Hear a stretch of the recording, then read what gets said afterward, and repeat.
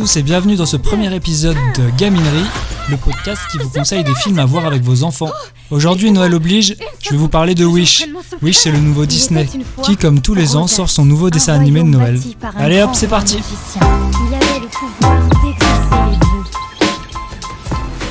Wish est réalisé par Chris Buck, à qui on doit La Reine des Neiges 1 et 2, et Fawn Vera Suntorn, à qui on doit Raya. Alors, de quoi ça parle ? C'est l'histoire d'Asha, une jeune fille de 17 ans qui vit à Rosa, un royaume où tous les souhaits peuvent s'exaucer. Seulement, c'est le roi Magnifico qui décide quel vœu sera exaucé. Asha va donc décider de se rebeller contre ce système injuste. Je vais tuer le suspense tout de suite, Wish ne fait pas partie des meilleurs Disney. Par contre, c'est pas si honteux que ça. Il y a plein de bonnes choses dans Wish, à commencer par Asha dont le personnage est travaillé, bien animé et auquel on s'attache facilement. Il y a aussi ces décors qu'on dirait faits à la main, qui rappellent vraiment les décors des anciens Disney. Et puis aussi il y a ces musiques qui sont puissantes et donnent envie d'entrer en rébellion avec Asha.